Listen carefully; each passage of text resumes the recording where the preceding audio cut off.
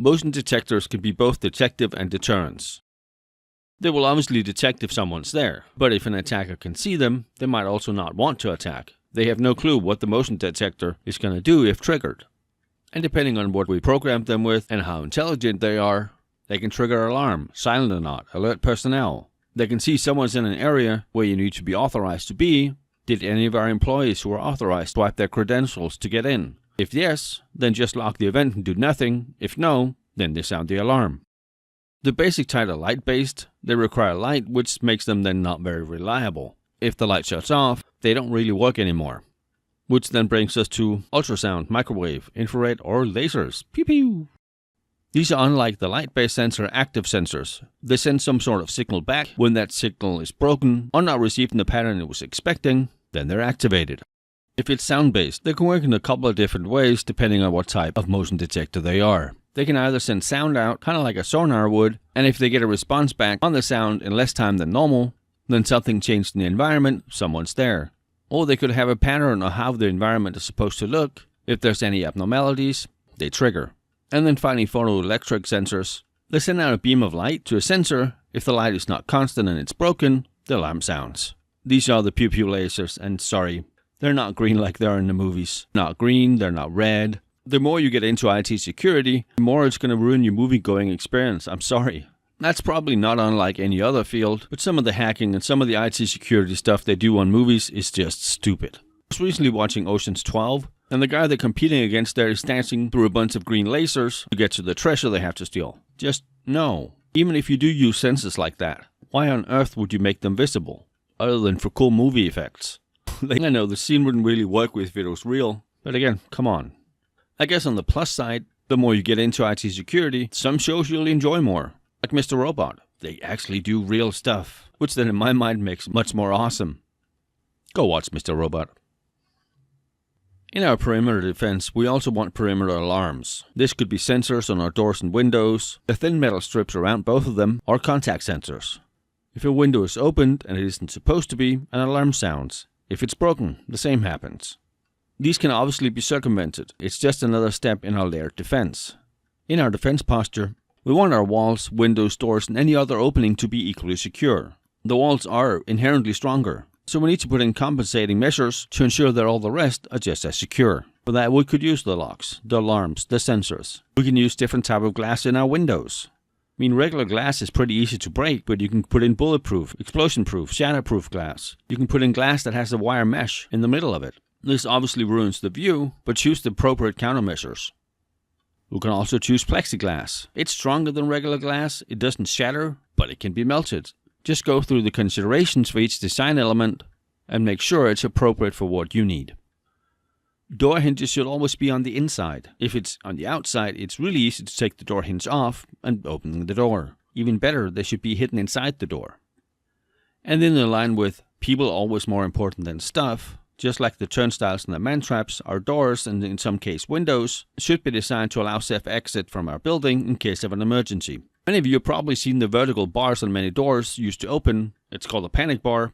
If it's a regular exit door, there's obviously not going to be an alarm. Some doors might be designated to only be used in an emergency. In this case, it has the panic bar where people can get out easy, but if the door is opened, an alarm will sound. Of course, you need to put that label on there, so an employee trying to sneak out to get a smoke won't set off the alarm. And if they do, well, they were warned. Many places in our building, it's common to have a crawl space and a sub-ceiling. What that means is, the real ceiling is higher up than the one you see, and the sub-ceiling or the lowered ceiling, or the air conditioning, the power, all that stuff is run up there, somewhere where you can't see it, and then a foot or foot and a half further down is the sub-ceiling. Most places, that's probably okay, but it's never okay in a data center.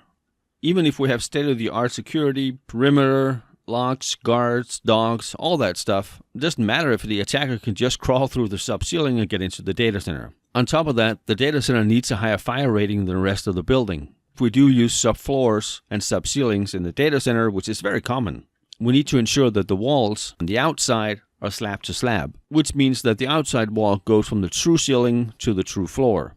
There's a lot of great reasons for using sub-ceilings and sub-floors in data centers, but they cannot extend beyond the data center. Again, someone from the outside could just crawl in. When we're trying to protect something extra, like our data center, we need to ensure that all the walls, the floors, and the ceiling are made out of materials that's secure enough for what we're protecting. You obviously don't want to have sheetrock in the wall to your data center. Any attacker can cut that with a box cutter and gain access. On top of that, for data centers, the walls, the floors, and the ceilings need to have an appropriate fire rating.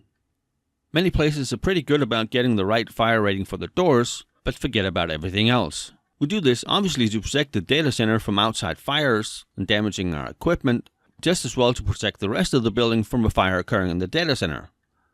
The floors and the ceilings are most often fire rated high enough. What a lot of people overlook, though, is the walls. And this is probably more real-life advice than exam. The exam you probably just need to know the slab to slab, the same strength for walls, openings, doors, windows, and then the fire rating for ceilings, floors, walls, and doors. But just keep it in mind. Using guards can be many different types of controls. They're deterrent, they can detect, they're preventative, and they can be compensating. And guards can be so many different things in many different organizations. In many places they take credentials, ID cards, monitor the cameras, the environmental controls. They can react to incidences. They're definite deterrents. And I'm sure there's 50 other things that they do and do well. Just like anything else, there's obviously different types of guards. A professional guard is someone who's had professional guard training, or gone to a school where they've received education in what they do. They can be armed. An amateur guard is someone who has not gone to school, not had the training, and they can still be armed. And then a pseudo guard is either of the two, but not armed. It's very important when we hire and train our guards, they have a very clear set of rules and regulations they need to adhere to. They know what's okay, they know what's not okay. And for guards, even more than our other employees, it's important to train them. It's important to give them the awareness so they know what to look for. They know how to spot someone trying social engineering, and they understand the tactics they can use to do so. Guards can be, in many cases, our first layer of defense. In some places, it can also be appropriate to use dogs. They're a definite deterrent. They can be detective and compensating as well. But they should most often be used in controlled, enclosed areas. Dogs can be a liability issue. Most guard dogs are trained to corner a suspect, but attack if someone's trying to flee. Many people panic when they see a dog. They try to run. Even if it's someone who's not supposed to be in a secure area of our organization, you have a dog, they get attacked, we might very well still be liable. Or it could just be an internal employee, went out the wrong door, took a shortcut, went out for a smoke break. They see the dog, they panic, they get bitten. We're now liable. So before we use dogs and use them as part of our layered defense, we need to be very clear on the issues they could cause. Which I think is why most places don't use guard dogs anymore. It's been a while since I've seen them in use outside of security companies, military, police, and then of course airports. But in many of those scenarios, they're trained for a specific purpose and not necessarily as a guard dog. So we have our gates, we have our fences, we have our guards, we have all the perimeter in place. Now we get authorized visitors. What do we do with them? How do we allow them access? What do we give them access to? And do we have someone accompany them? In many places they use non-electronic visitor badges, often just something with a company logo and a big V on it for visitor, and they have to wear that, which is crazy easy to copy.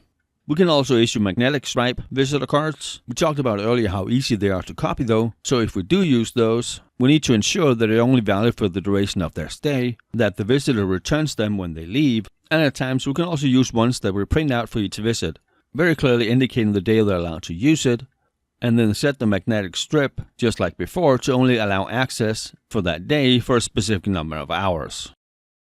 Depending on your organization, your policies, procedures, and what you're protecting, it's also very common to escort even trusted vendors through your facility and sit there and babysit them while they do their work. That way we ensure they don't wander off into areas they shouldn't be in, they don't do anything outside of what they're contracted to do, and once they're done, they're escorted out. This is done even when the vendor has done their own security screening and background check when they hired the employee and the vendor is liable. It sounds and is boring. I have been that guy who watched a guy from HP repair a storage array. It took 4 hours. And it may not be done in your organization. Just know many places do this, and if your organization doesn't, I'm hoping it's because they went through the process of determining if this was appropriate for your organization. Is this a problem? Can they get to stuff they shouldn't? Have we ever had an incident? Many places don't do this though. They just say, well, they're from the vendor, they're probably alright. Let's let them through all our security, and not keep an eye on them. That to me just sounds like trouble waiting to happen. And if you are the IT security manager or you are the risk advisor, just like you are on the CISM exam, this is one of the areas where you should look at. Is this appropriate? Is it not? And then based on that determination, are they escort vendors or not? You've done your due diligence, you've done your due care,